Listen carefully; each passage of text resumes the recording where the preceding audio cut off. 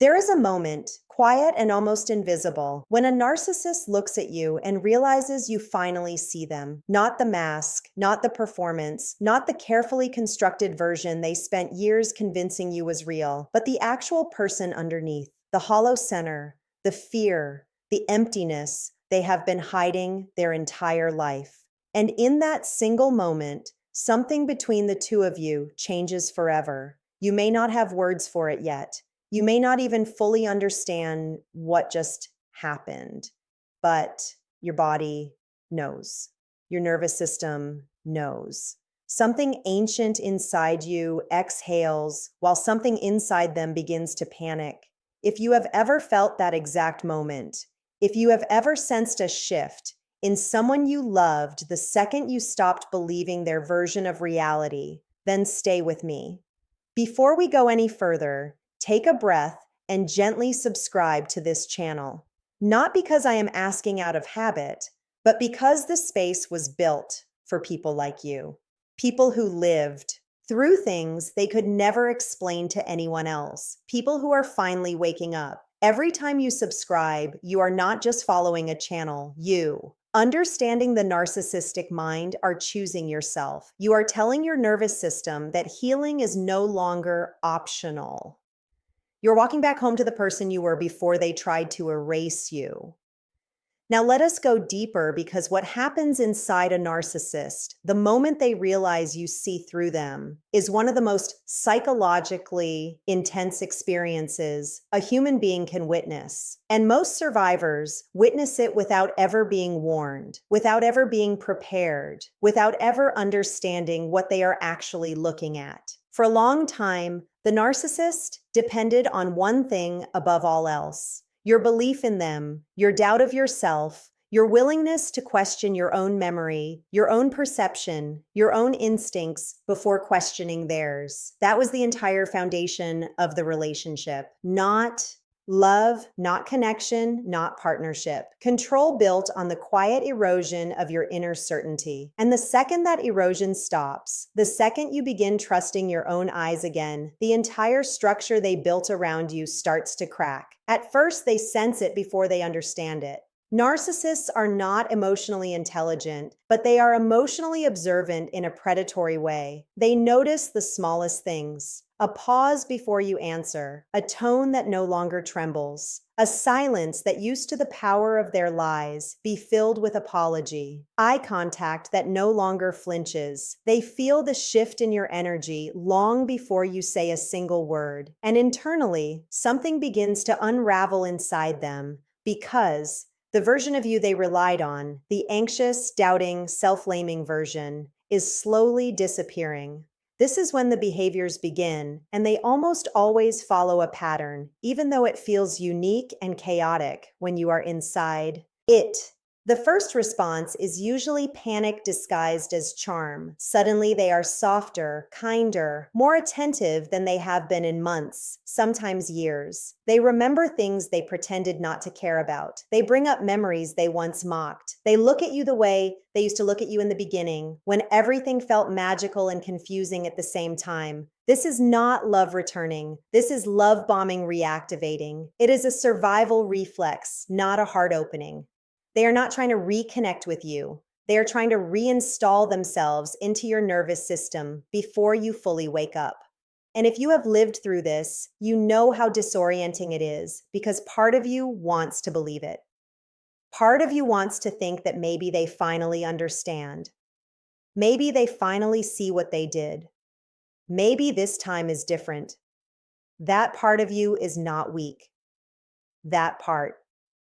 When you start seeing the truth of you as wounded, it is the part that waited years for an apology that never came, for accountability that never arrived, for the version of them they only showed you in glimpses to keep you hoping. The love bombing works on that wound, not on your intelligence. But when the charm does not pull you back in, when you stay calm, when you stop reacting, when you no longer chase, the next phase begins. And this is where the mask starts slipping in ways even they cannot control.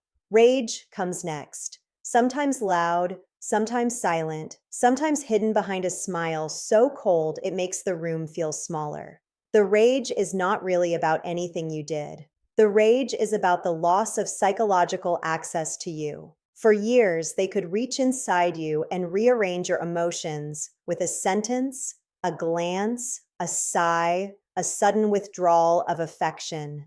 Now they cannot. And to a narcissist, losing that access feels like dying because their sense of self was never built from within. It was built from the reflection they saw in your reactions. When you stop reflecting them the way they need, they do not just feel rejected, they feel erased. This is why their reactions become so disproportionate, why a calm boundary feels to them like why narcissists fear. Awareness an act of war. Why your silence enrages them more than your tears ever did. Why your indifference feels like a knife. Because in their internal world, you were never a separate person. You were an extension of their identity. And the moment you reclaim yourself, they experience it as a kind of psychological amputation. Then comes the silent treatment, the cold withdrawal, the sudden disappearance of warmth, communication, presence. And here is what most people do not understand about the narcissistic silent treatment. It is not avoidance. It is punishment. It is a calculated weapon designed to activate every abandonment wound you have. They know exactly what your nervous system does when they go quiet. They studied it. They memorized it. They used it for years to keep you anxious, attentive, eager to repair, eager to apologize for things you never did. And now, when they sense you slipping away, they reach for that weapon again, hoping it still works. But something has changed inside you. The silence that used to break you now feels like air. The distance that used to terrify you now feels like clarity. You notice perhaps for the first time how peaceful your body feels when they are not in the room, how your shoulders drop, how your breath deepens, how your thoughts return to you, and the collapse of manipulation. That realization is one of the most painful and liberating moments a survivor ever experiences because you understand quietly and completely that the person you loved was also the source of the chronic stress you carried in your body for years. When the silent treatment fails, projection intensifies. Suddenly, you are the narcissist. You are the manipulator. You are the cruel one, the cold one, the unstable one, the abusive one. Every single thing they did to you gets repackaged and handed back to you as your identity. And if you are not psychologically grounded in this moment, it can shake you to your core. Because being accused of the very things that were done to you is one of the most disorienting experiences a human being can endure. It is a form of psychological inversion, a mirror held up backwards, a reality flipped inside out. But here is the truth that took you years to understand. Projection is confession. Every accusation is autobiography. Every label they throw at you is a description of their own inner world that they cannot face. They are not describing you. They are describing the parts of themselves they spent a lifetime running from. And when you finally see this, when you truly internalize it, their words lose their power. They become noise. They become how they react when exposed evidence. They become proof of everything you suspected but were too afraid to name. Then comes the blame shifting, the rewriting of history, the careful surgical reconstruction of every memory you share. They did not do that. You misremembered. You exaggerated. You are too sensitive. You are too dramatic. You twisted their words. You provoked them. You forced them into it. And for years, you may have absorbed this. You may have apologized for things that were done to you. You may have rewritten your own memories to match their narrative just to keep the peace. But now something in you refuses. Something in you remembers. Something in you finally believes itself. And this, more than anything else, is what terrifies them. Because a narcissist can survive your anger. They can survive your tears. They can survive your accusations. What they cannot survive is your clarity, your calm, your quiet, unwavering knowing, the look in your eyes that says, I see you now, and I am no longer afraid. Before we continue, I want you to pause for just a moment. If anything I have said so far has reached a place inside you that has been waiting years to be reached, please subscribe. Not for me, for the part of you that is finally waking up, for the version of you that survived everything they did and is now learning how to live again. This channel exists for that taking back your personal power version of you, for the quiet, brave, deeply intelligent person who is reading between every line because they have lived every line. You are not alone here. You never were. Now let us keep going because the deeper layers of this realization are where true healing begins. When charm, rage, silence, projection, and blame shifting all fail. The narcissist moves into more desperate territory: intimidation, triangulation, reputation attacks. Suddenly, there are other people involved.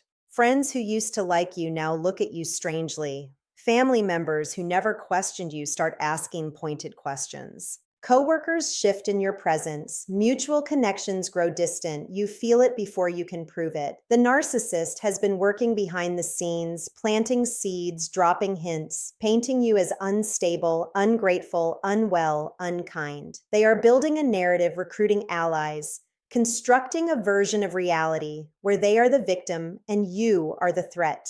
This is one of the most painful stages of awakening because you not only lose the person you thought you loved, you sometimes lose people you trusted, people who believed the story before they asked you a single question. And the grief of that is immense. It is layered. It is complicated. It is the grief of losing not just a relationship, but a social reality you thought was stable. But here is what survivors eventually understand. The people who believed the smear without ever asking, setting strong boundaries, you were never truly your people. They were extensions of the narcissist's social mask. They were stage props in a performance you did not know you were part of. And while losing them hurts, their absence eventually becomes a kind of cleansing. Your circle becomes smaller, but it becomes real, quieter, but truer, less crowded, but finally safe.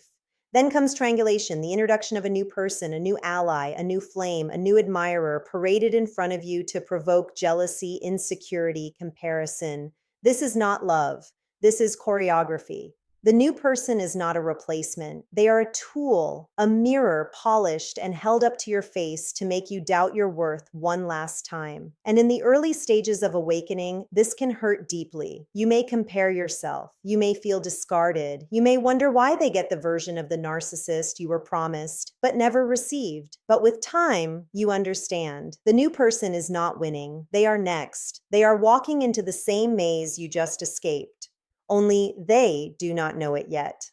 The cycle does not change. The mask does not stay on forever. The same patterns will surface. The same wounds will reopen. The same role you played will be assigned to someone new. Because the narcissist is not changing. They are reenacting endlessly, compulsively, tragically.